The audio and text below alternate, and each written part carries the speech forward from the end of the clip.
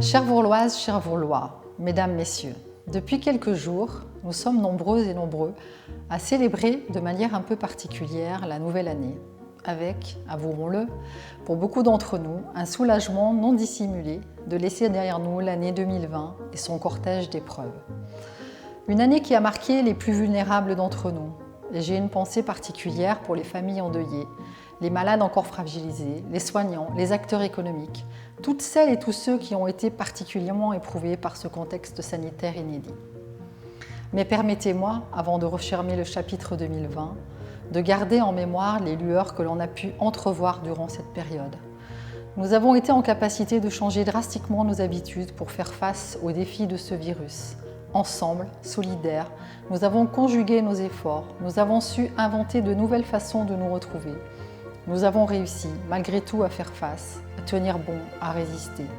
Et c'est bien cela que je veux retenir pour cette année 2020, notre capacité à nous réinventer pour relever les défis, ensemble, toujours ensemble. La cérémonie des vœux est traditionnellement l'occasion de faire un tour d'horizon des projets en cours et à venir. Le format de cette année me contraint quelque peu dans mes propos, mais permettez-moi de revenir sur quelques projets. La question des mobilités et de l'amélioration de l'offre de services de transport est clairement l'enjeu prioritaire de la prochaine décennie. Nous œuvrons au sein de la communauté de communes de la Vallée du Garon pour inscrire notre volonté politique de développement des mobilités sur le territoire. Je suis convaincue de l'opportunité d'une extension progressive de la ligne de tram-train Lyon-Brignais jusqu'à Givors, avec une halte à Vourles.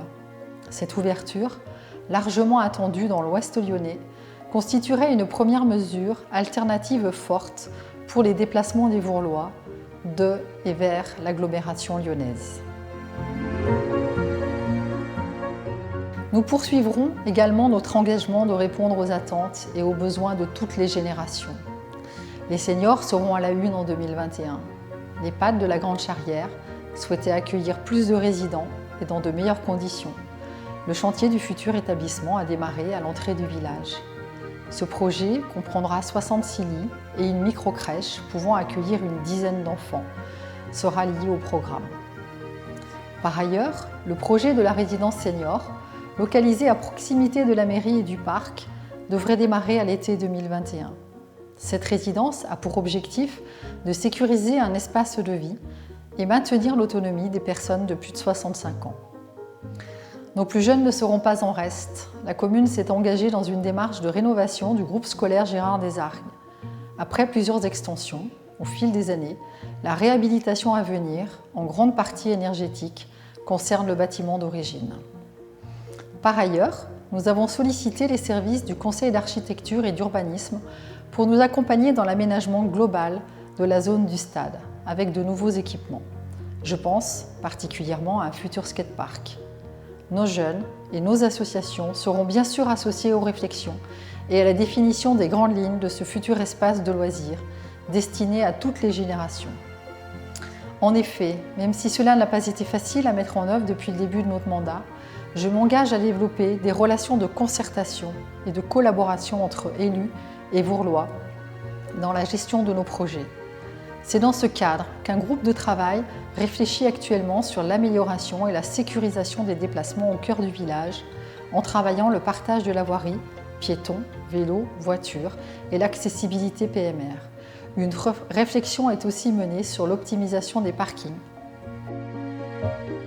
La préservation de notre environnement, cher à notre cadre de vie, est essentielle et continuera à être le fil conducteur de nos projets. Une commission environnement a été créée, ouverte aux Vourlois, sensible à ce thème. Elle poursuivra ses actions comme les matinées nettoyage, journées mobilité et est à l'initiative de l'installation prochaine d'abris vélo. Je ne peux pas terminer sans une pensée pour toutes celles et tous ceux qui contribuent tout au long de l'année à la qualité de vie de Vourles et au bien-être de ses habitants. Vous, les associations vourloises, culturelles, artistiques, sportives, vous faites de Vourles un village vivant et animé. Après cette année blanche, sachez que vous pourrez compter sur notre indéfectible soutien. Et dès que la situation nous permettra de renouveler nos rendez-vous festifs et culturels, nous les construirons ensemble. Vous, les acteurs économiques, chefs d'entreprise, commerçants, vous participez au dynamisme de notre commune. Je salue votre adaptation spectaculaire et votre capacité à assurer votre activité dans cette crise inédite. Vous, les enseignants et animateurs, qui avez été en première ligne pour garantir la continuité pédagogique et assurer l'éducation de nos enfants.